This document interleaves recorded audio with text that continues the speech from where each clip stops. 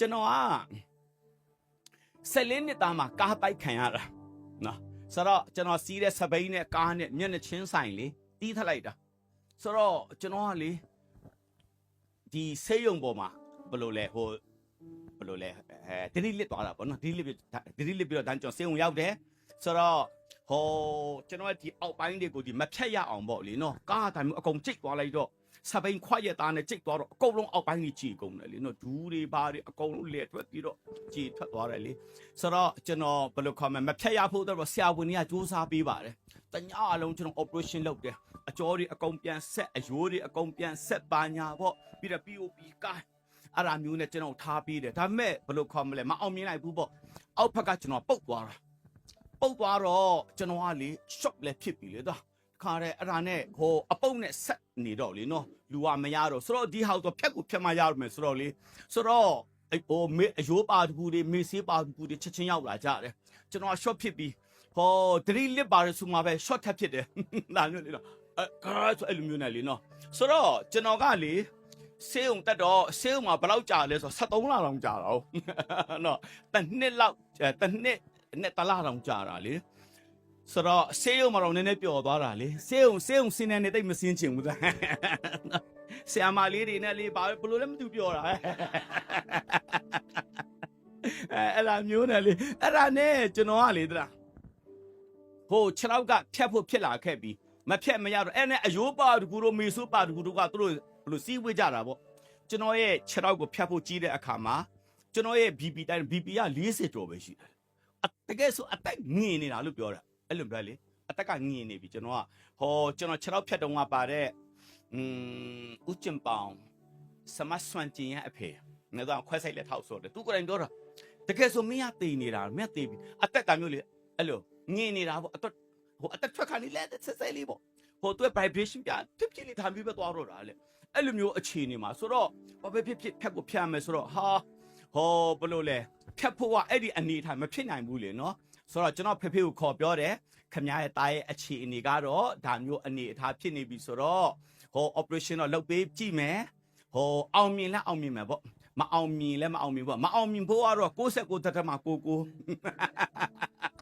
အခုတော့အသက်ထွက်တော့အဲ့လိုဖြစ်နေဆိုအဲ့ဒါနဲ့ကျွန်တော်ကိုလေတော့ operation တော့လုပ်တယ်ဆိုတော့အဲ့မှာကျွန်တော်ဖေဖေကကျွန်တော်မမေကိုလှမ်းဖုံးဆက်လိုက်တယ်မင်းရဲ့တားရဲ့အခြေအနေကတော့အဲ့ဒါမျိုးရှိတယ်ဆိုတော့လာကြည့်ချင်ရင်လာကြည့်ဆိုပြီးတော့ကျွန်တော်မေမေဖုံးဆက်လိုက်တယ်ကျွန်တော်မေမေမော်ဘီကနေပြီးတော့တက်ကကားနဲ့မေမေလိုက်လာကြတယ်ဒါကြောင့်မင်္ဂလာစစ်ဆေးရုံမှာဆိုတော့မေမေတို့လည်းအရောက်ကျွန်တော်လည်း operation လုပ်ဖို့အတွက်ကျွန်တော်ရဲ့အခန့်အထွက်ဘယ်လိုခေါ်မလဲဒီတက်လီကားအဝမှာသွားဆောင်ကြတယ်မေမေကအဝေးရပဲဆွတ်တောင်းပေးလိုက်ရတယ်ဘာမှတော့ဆွတ်တောင်းပေးလို့မရဘူးလေနော်အမြန်အရေးပေါ်ဒီဘက်ကတွေးဒီဘက်ကတွင်ထားပြီးတော့အဲ့လိုနဲ့ပဲကျွန်တော်ကဖြစ်နေတာလေနော်အဲ့ဒါနဲ့ဆေးရုံခန်းထဲကိုကျွန်တော်ဝင်သွားပါလေရောဆေးရုံခန်းဟုတ်တယ်ဆိုတော့ကျွန်တော်ဖေဖေကမမေကိုပြောတယ်အခုပဲတွေ့တယ်အမောကတော့မပြရသေးဘူးမင်းတလောက်တွေ့ရင်တော့ပြီးပြန်လိုက်တော့နော်ဒီမှာငိုနေတာလည်းမသိတော့ဘူးပေါ့နော်ဆိုတော့တိတ်ပြီးတော့ကြည့်လို့လည်းမလှဘူးပေါ့လေနော်အဲ့ဒါကြောင့်အိမ်ပဲပြန်လိုက်ပါပြောတော့မမေလည်းဖေဖေစကားနားထောင်ပြီးတော့ okay ဆိုပြီးတော့လေမင်းတလောက်တွေ့ရင်တော့ပဲအဲ့လိုတစ်ဖက်ပဲတွေ့လိုက်တယ်ဟာလေးပဲကြောက်ဒီအောက်ပိုင်းကတွေးတွေနဲ့လေနော်အနံ့နေထွက်ပြီးတော့ပုတ်ပြီးတဲ့အနံ့နေနဲ့ထွက်အဲ့လိုဖြစ်ခဲ့ပြီလေနော်ဆိုတော့ကျွန်တော်မေမေကလုံးဝစိတ်မကောင်းဘူးအဲ့ဒါနဲ့ကဘာလဲဆေးဝန်ပြန်ဆင်းလာတယ်အောက်ကရုံးဝကားပေါ်ပြန်တက်တယ်ဘေးမှာမေမေကိုကူညီပေးတဲ့မိခင်ကြီးတွေတချို့ရှိတာပေါ့လေနော်ခလင်မမေမေထိုင်နေဘေးမှာသူတို့ရှိတယ်ဆိုတော့ကျွန်တော်မေမေကဘာတူလဲဆိုတော့ကျွန်တော်မေမေကကဲတင်ချင်းရယုံတက်ကလေးမဟုတ်ပဲနဲ့မေမေကတန်ရှင်တော်ဝိညာဉ်တော်နဲ့ပြေးသွားတဲ့မိခင်ကြီးတယောက်ဖြစ်တာအာမင်မေမေကဝိညာဉ်တော်ရဲ့ဘာသာစကားကိုပြောနိုင်တဲ့မိခင်ကြီးတယောက်ဖြစ်တာအဲ့ဒါတော့မိခင်ကြီးကိုပိုင်ဆိုင်ခွင့်ရလို့ဖခင်ကြီးဆိုတော့အထူးပဲချီးမွမ်းတယ်အာမင်အခုကျွန်တော် focus ပဲ Assembly Church မှာမေမေကအခုတည်းအမျိုးသမီးဥက္ခရအနေနဲ့မေမေကအခုပါဝင်နေတယ်ဆမညံကဆမုံတိုင်းကိုဆမညံကကျွန်တော်မေမေကိုအဲ့ဒီမှာဘာခေါ်လဲယာတပ်ပံဥက္ခရလေသူတို့ဘာလဲနေရာတွေပြန်ရွေးတဲ့ခါမှာကျွန်တော်မမီနာတစ်ခါမှမပါဘူးကျန်ဒုဥက္ကရာနေကျွန်တော်ဥစ္စာအကုန်လုံးကိုသွားတယ်မမီနေရာကြီးတိုင်းပဲလေအဲ့ဒါမျိုးနဲ့လေနော်ဆိုတော့ရတဲ့ဥက္ကရာဆိုအဲ့မမီကအခုကျွန်တော်မမီကအသက်80ရှိပြီပေါ့နော်မမီကအခုအတင်းတော်မှာအဲ့လိုပါဝင်နေတယ်ဆိုတော့ကျွန်တော်မမီကကားပေါ်ရောက်တယ်ကားပေါ်ရောက်တဲ့ခါမှာခုန ထိုင်လိုက်တယ်ကျွန်တော်မေမေကချင်လူမျိုးဖြစ်တယ်ဆိုတော့မေမေကချင်လို့လဲပြောတတ်တယ်ဗမာလို့လဲမြန်မာလို့လဲပြောနိုင်တယ်ဒါပေမဲ့မေမေကမြန်မာလို့လဲမပြောဘူးကချင်လို့လဲမသုံးဘူးမေထိုင်လိုက်ပြီဝင်းညင်တော်နဲ့ပြေးသွားတဲ့အတိုင်းမိခင်ဘယ်လိုခေါ်လဲဝင်းညင်တော်ဘာသာစကားကိုရတဲ့သူတယောက်ဖြစ်တဲ့အတိုင်းတန်ရှင်တော်ဝင်းညင်တော်ဘာသာစကားနဲ့မေမေဆဆူတောင်းပါလီရောဟာလေလုယာရာကာပါစီကီရာကာပါနဲ့မေဆပြောဆူတောင်းတယ်ဆိုတော့စေုံကနေပြီးတော့ကားစားထွက်သွားပြီဘာလဲဘာညာတမျိုးဖြတ်သွားပြီပေါ့နော်ကျွန်တော်တို့ကထောက်ကြံလမ်းဆောင်မှာခွဲမယ်လေနော်ကျွန်တော်တို့ကပြည်ဖက်ကိုသွားမယ်လမ်းသွားမှာပေါ့နော်ဒီဖက်တက်လို့ရှိရင်ဗာလဲ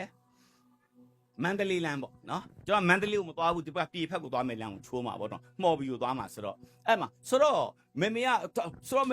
တန်ရှင်တော်ဝိညာဉ်တော်ရဲ့ဘာသာစကားနဲ့စပြီးဆုတောင်းပါလီရောရာလာပါအဲ့လိုပြောလာတော့ဘေးနာမိခင်ကြီးတွေကကြားတယ်လေဟဲမကြပါစကတနဲ့ပဲထွက်နေတယ်တားစောနဲ့ယူသွားပြီလားမသိဘူးဟောအဲ့ဒါမျိုးလေနော်ဆိုတော့ကျွန်တော်မေမေကတော့ယူတာမဟုတ်မေမေကတော့ဝိညာဉ်တော်ရဲ့ဘာသာစကားကိုရတဲ့အတိုင်းအရှိန်နဲ့မေမေကစပြောပါလေရောပါစကတော့ဝိညာဉ်တော်ဘာသာစကားနဲ့ပြောနေတယ်ရာကပါနဲ့ပြောနေတယ်ဒါစိတ်ထဲကတော့ကိုရောရဲ့အခုသမီးရဲ့တာဟိုမှာ operation လုပ်နေတယ်ကိုရောရဲ့ဂျေစုပြုပေးပါ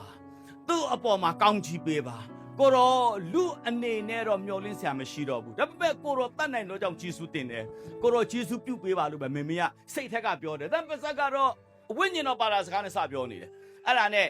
ဟိုးဝိုင်လက်ကိုဖြတ်တယ်ပြဆက်မောင်းလာပြီးတော့ထောက်ကြံလန်းဆောင်နာနီရောက်တဲ့အခါမှာဘလောက်ရှိမလဲမိနစ်20ကျော်အစိတ်လောက်ရှိပြီပေါ့စွတောင်းလာတဲ့အခါမှာပြုံးဆိုပြီးတော့မကြည့်စမ်းဒီမှာအပေါ်ကနေပြီးတော့တစုံတစ်ခုလောင်းလိုက်သလိုခံစားရတယ်လေဒါမျိုးစီးသွားတယ်အပေါ်တို့ရေနဲ့လောင်းလိုက်တဲ့ကတကောလုံးစီးသွားတယ်မလားအဲ့လိုမျိုးလိုပဲစီးသွားတယ်တဲ့အဲ့လိုမျိုးနဲ့မင်းမရဲ့ချက်ချင်းတီးလိုက်တယ်တဲ့အဲ့နဲ့ပြီးတဲ့အခါမှာလေဘာလို့လဲဟိုဒီအတွင်းထက်ကနေပြီးအတန်လာတယ်တဲ့ဘာပြောလဲဆိုတော့သမီးမငိုနဲ့တော့မင်းမျက်ရည်တွေကိုတုပ်ပလိုက်မင်းရဲ့သားဘာမှမဖြစ်စေရဘူးငါကောင်းကြည့်ပေးမယ်အဲ့လောက်ပဲမဟုတ်ဘူးတဲ့အချိန်ရောက်တဲ့အခါမှာသူ့ကိုငါအမှုတော်မြတ်ထဲမှာပါငါသူ့ဆွဲခေါ်မယ်သူ့ကိုငါကောင်းကြည့်ပေးမယ်လို့အဲ့ဒါကျွန်တော်မေပြောပါလေရောအာမင်လာမေဒီမှာလေဝမ်းနေပြီးကျွန်တော်သူဆုတောင်းနေတာရာလာကပါရဲလေကေစီကီရာနဲ့ကိုရောအခုတော့စိတ်ထက်ကနေပြီးအခု operation လုပ်နေတယ်ဘာပဲဖြစ်တေဖို့က69.99တေချာထားပြီလေနော်ဆိုတော့ဟိုဘာလဲ 0.0 ဘလောက်ကောမလဲအဲ့ဒါလေးပဲရှိတာဆိုတော့အဲ့ဒီအခြေအနေမှာနော်ဆိုတော့ဝိညာဉ်တော်တယောက်လာတယ်မေမေကဖခင်အတောင်ကြားတဲ့အခါမှာလေဝါတခါတော့ဝမ်းမြောက်လုံးလို့လေမေမေကအယမ်းပျော်တော့တာလေနော်ဆိုတော့အဲ့ကားပေါ်မှာလေခါအဲ့အတောင်ကြားတဲ့အခါမေမေကလက်ခုပ်ကိုရော thank you lord ဆိုအဲ့လိုပဲ all try တယ်လေအော်ထိုက်တော့တခါတည်းကားသမားလည်းလန့်ပြီးတော့လေကောက်ဘေးကိုဆွဲချ break ဆွဲအုပ်ဘေးနာမိခင်ကြီးတွေကလည်းမကြတတိထားတကယ်ယူသွားပြီဆိုပြီးတော့လေနော်အဲ့လိုမျိုးអော်ကြတယ်လေဆိုတော့ကျွန်တော်မေမေကတော့ယူတာမဟုတ်ဘူးကျွန်တော်မေမေကတော့ဝိညာဉ်တော်ရဲ့အတန်ကိုကြားပြီးတော့အသက်တာထဲမှာတကယ်ကိုကောင်းကြီးရခဲ့လိုက်တာအာမင်ဆိုတော့ကျွန်တော်လည်းပဲဆေးရုံမှာလေ operation လုပ်တယ်ဘလို့မှရှင်သာကြောင်းမရှိဘူးဦးကျင်ပေါင်ကပြောတယ်ဦးကျင်ပေါင်ဆိုတာတိမလားမသိဘူးဟိုစမစွန့်ကျင်ရဲ့အခုအော်စီရောက်သွားတယ်ဆမဆွန်ချင်းရဲ့အဖေနော်သူကပြောတာနော်ဟာလာဘလို့မဒါမျိုးလေအတက်ကဒါမျိုးသူအဲ့လိုပဲငင်နေတာအခုအတက်ထွက်တော့မှတေခါနေပြီပေါ့နော်ဘလို့မှရှင်စာအကြောင်းမရှိဘူးဒါပေမဲ့ဝင်သွားတော့ကလည်းအဲ့လိုနဲ့ဝင်သွားတယ်ပြန်ထွက်လာတော့လည်းအဲ့လိုနဲ့ထွက်လာတယ်ဟဲ့လားအဲ့ဒီမှာအဲ့ဒီနိုင်ဝက်အတွင်းမှာကျွန်တော်ခြေထောက်နှစ်ဖက်စလုံးကိုအပီးဖြတ်တာလေဒါအဖွဲနှစ်ဖက်ခွဲလိုက်တယ်လေတစ်ဖက်ကဒီဖက်တစ်ဖက်ကဒီဖက်ချင်းဖြတ်တာလေကြည့်အာလာဘလို့မှမဖြစ်နိုင်တဲ့ဥစ္စာကိုလေနော်ဖះကဖြစ်စီပြီးတော့အဲ့ဒါပြန်ထွက်လာတယ်3ရက်လောက်နေပြီးတဲ့အခါမှာကျွန်တော်လေပြန်တတိရလာတယ်ဆိုတော့ပြီးတဲ့အခါမှာပြန်ပြီးတော့ဘယ်လိုခေါ်မလဲကျွန်တော်ဒီ pressure တွေပြန်တက်လာတယ်ဒီကနေ့အထိဖះကကျွန်တော်ကောင်းချီးပေးပို့ဆောင်ပေးခဲ့လိုက်တယ်အာမင်ဖះရှင်ကောင်းမြတ်ပါသလားဟေးလက်ခုပ်တီးလိုက်အာမင်ဆိုတော့